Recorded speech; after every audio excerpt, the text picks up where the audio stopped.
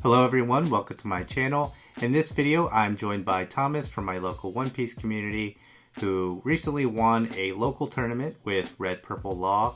This is a new leader from the 3 Captains starter deck, and Thomas is on the channel for the first time. He's a good buddy of mine. So Thomas, what drew you to the Law leader out of the other 3 options in the 3 Captains starter deck?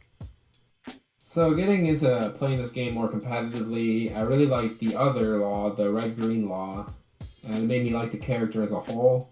So that was my favorite character to begin with, and reading his ability, it sounded the most interesting to try to build around. So that's what made me try to test a whole bunch of things to see if we could find a deck list we liked. Right, yeah, Law is definitely a fan favorite. I didn't get to play the Red-Green Law that much, but this was definitely the leader out of the 3 that intrigued me the most. The Red-Purple Luffy isn't really my play style, just playing with a 6k leader and playing really defensive. I like to play a little bit more aggressive, so looking at this Law, it basically has a lot of the things that I like. It can remove in the best way currently in bottom decking characters, and it also just puts out so much pressure with all the bodies that it can put on board. So yeah, we worked on this list a little bit together, and I think that we came up with a pretty strong list here. So yeah, let's just go through the deck list and you can explain some of the cards in your list. Sure.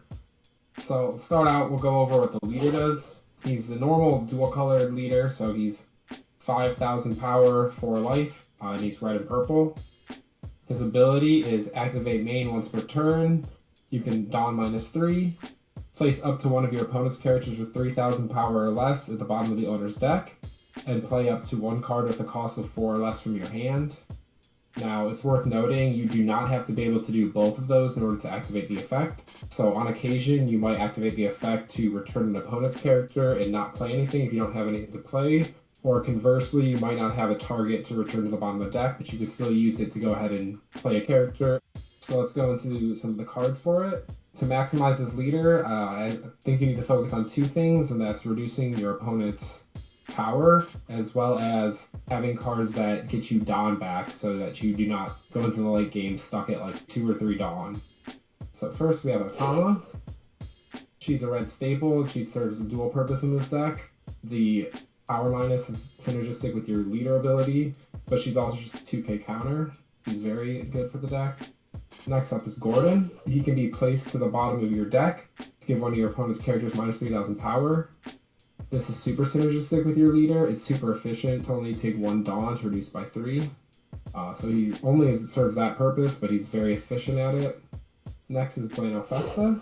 So this was an interesting direction we ended up building with the deck. We ended up focusing more on film than a lot of other builds we've seen to allow us to play this as a searcher. One thing of note is we still only got to around 16 other targets for him.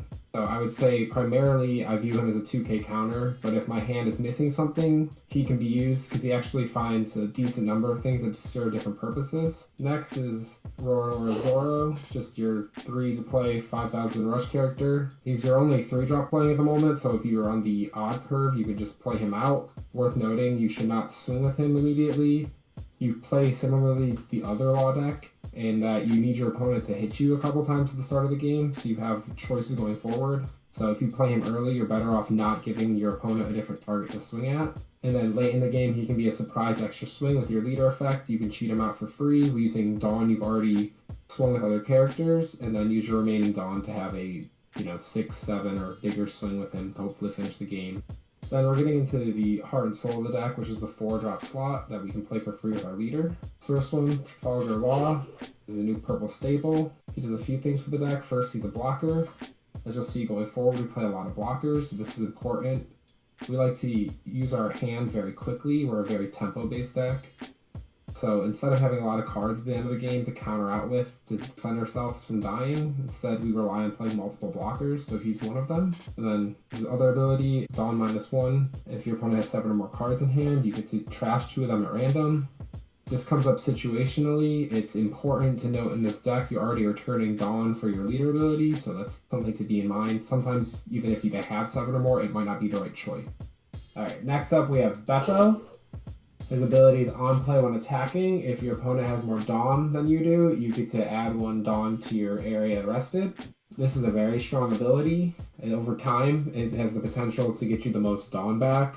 It only really works with your leader ability specifically. If you play it out normally, you should be at more Dawn than your opponent, so it won't trigger that way. But you're pretty much guaranteed 1 swing. You'll get back 2 of the Dawn of the 3 you use to play him out. And if he ever lives, he provides a ton of advantage in ramping you back up. And then the other best ramp card for the deck is Sachi Penguin. On play, if you have 3 or less Dawn cards in your field, add up to 2 of them as active. This is often the case with this deck, so that means even when you're on 6 Dawn, using your leader effect, you'll be back down to 3, so you can ramp 2 off of it. This is primarily what you want to use early. It gives you the most Dawn going back into your next turn. It also happens to be a 2K, so sometimes later on, it might be greedy and you might want to use this to get the Dawn back, but it might be better off saving it as a 2K. Next we have Gene Bart.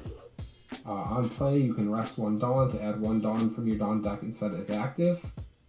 He's solid all around. He's wears a 1K counter, but we really need to maximize the amount of ways we can ramp so we can use our leader ability and, as mentioned, still have Dawn to go into our later turns.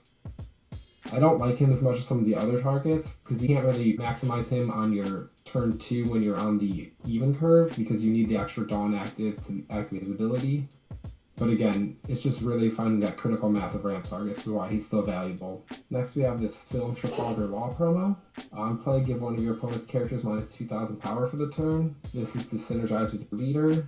Usually you'll play this first and then use your leader ability on whatever you minus to play out another body.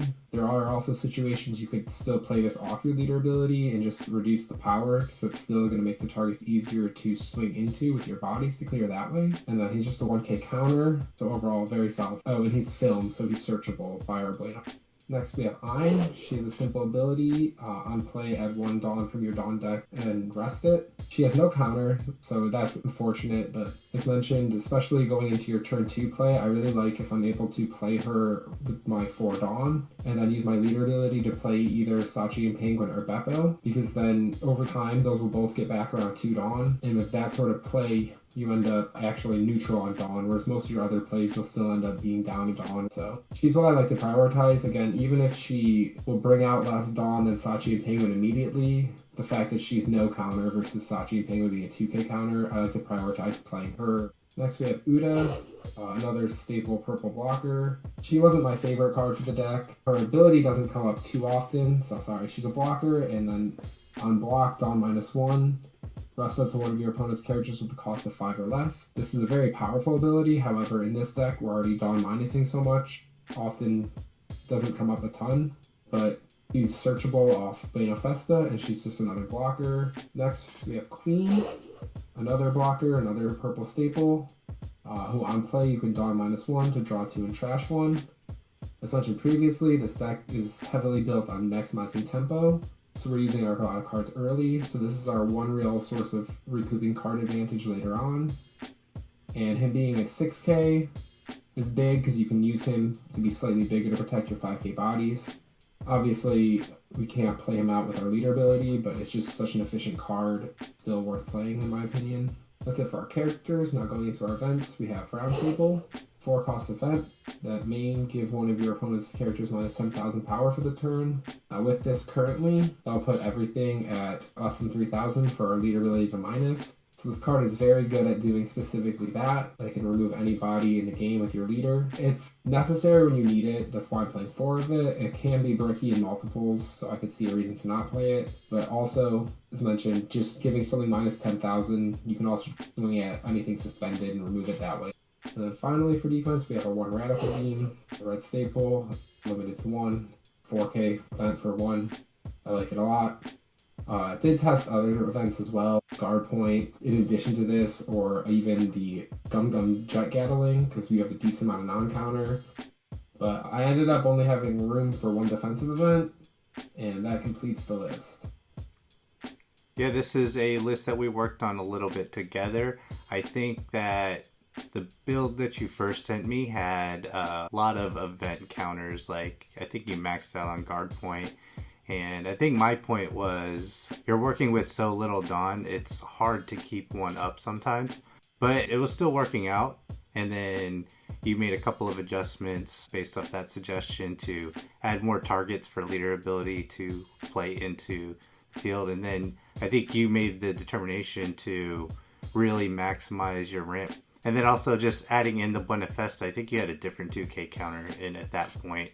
And Buenafesta does have 16 targets in this deck, which isn't the greatest number for a searcher, but it's not bad either.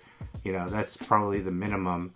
But just being able to search 2 cards in the Trafalgar Law and the Gordon film promos to be able to work with your leader ability to get rid of more threatening bodies is, I think, really valuable to the deck. And yeah, I think that the list is pretty tight, but this all fits together pretty well. This is pretty different from a lot of the lists I've seen. So what are some cards that you would consider for this list?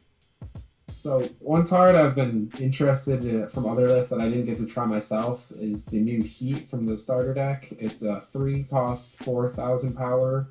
With your turn, once per turn, when a Dawn card is returned to your Dawn deck, this character gets plus 2,000 power to the start of your next turn. So it synergizes very well with your leader.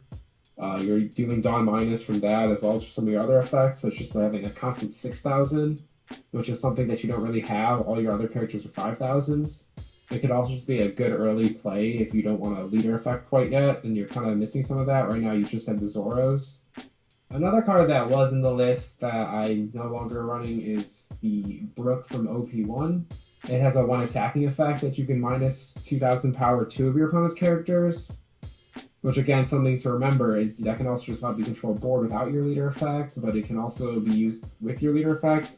I ended up not liking it because it required being more proactive in playing it, and it was just hard to make it work exactly how I wanted to. It also requires putting a Dawn into it, and sweet talk, this deck needs exactly all of its Dawn for the rest of the plays you want it to make.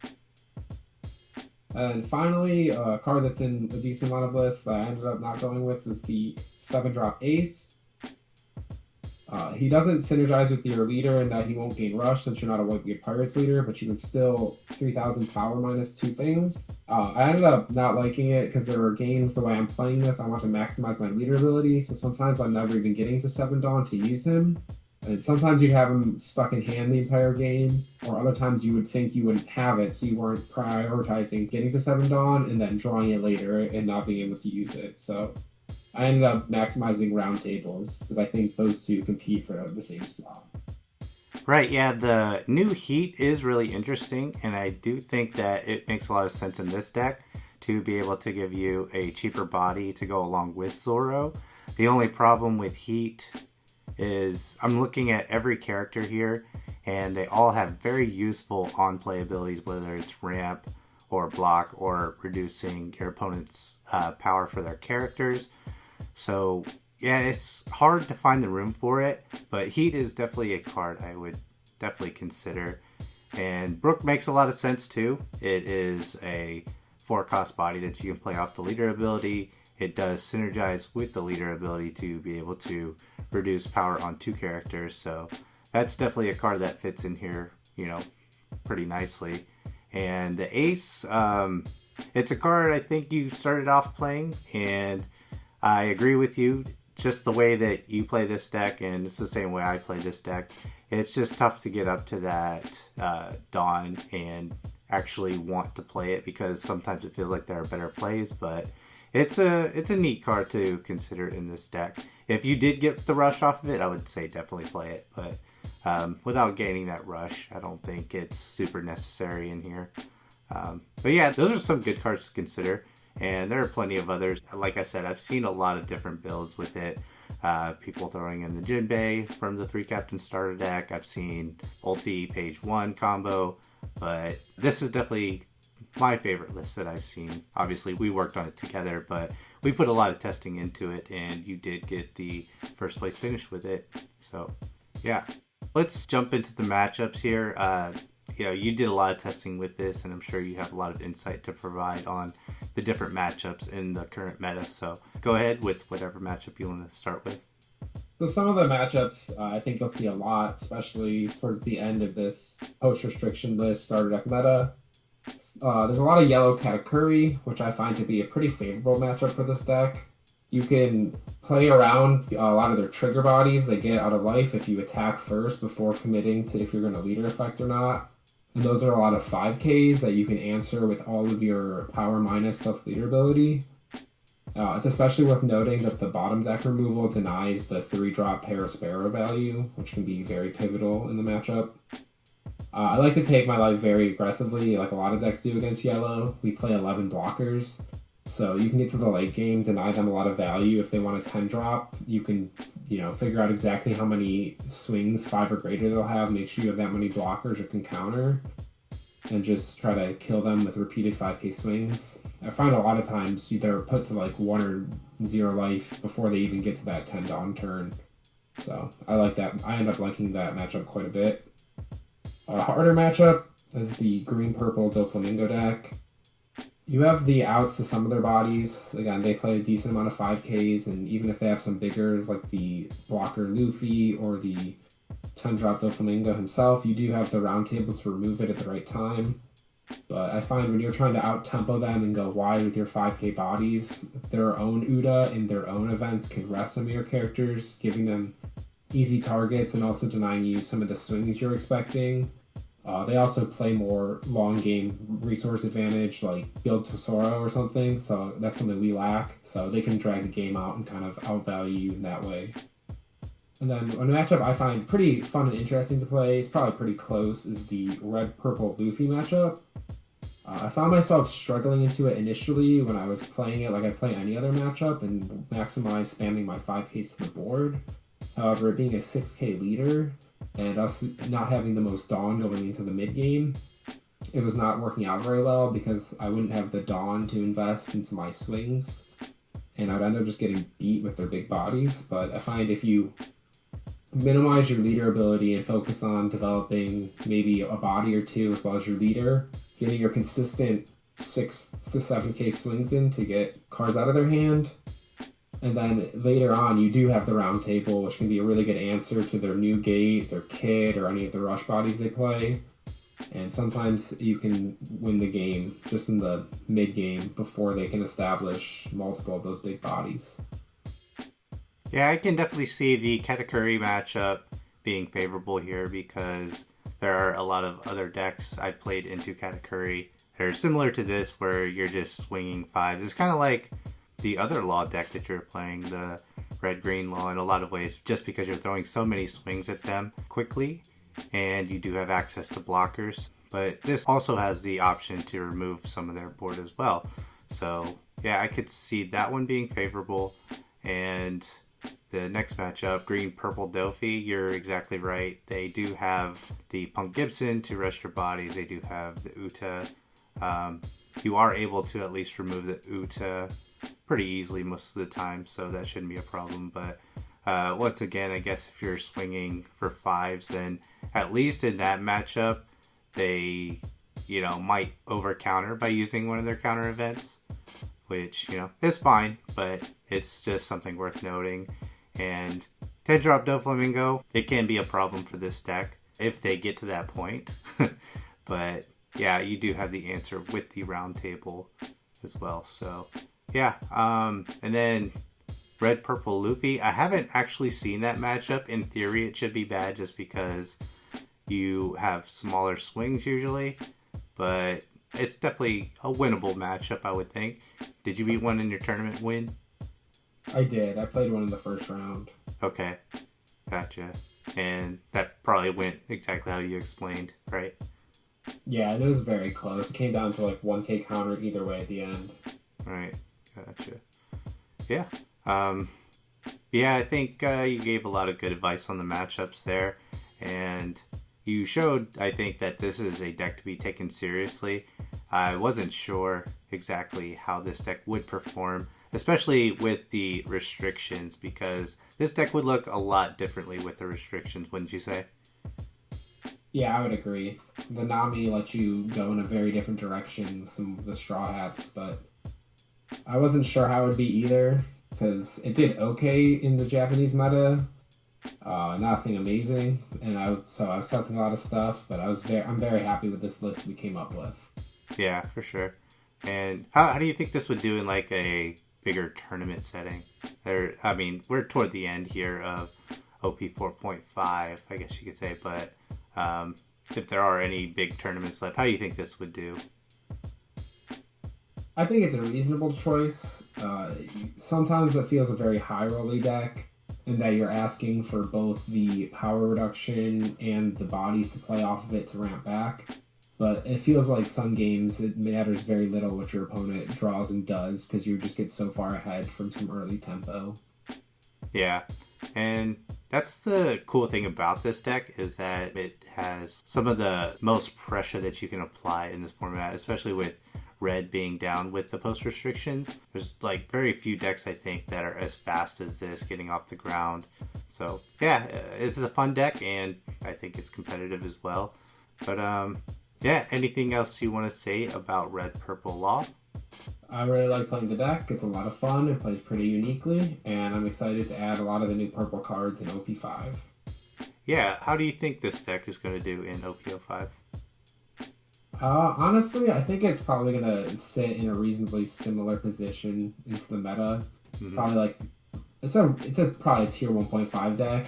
This deck gets a lot better, but so do all the new decks. So right, and then we get brand new decks too that are coming in. That I could definitely see Sakazuki giving this problems, but other than that, I think that this can hang with the others. So yeah. Well, I really appreciate you being on with me and going over this deck profile. Thanks for having me. Yep. Let me know in the comment section below what you think of Red Purple Law, and if you tried out for yourself and had success, we'd like to hear about it. And consider subscribing for more One Piece card game content, and I'll see you all in the next video.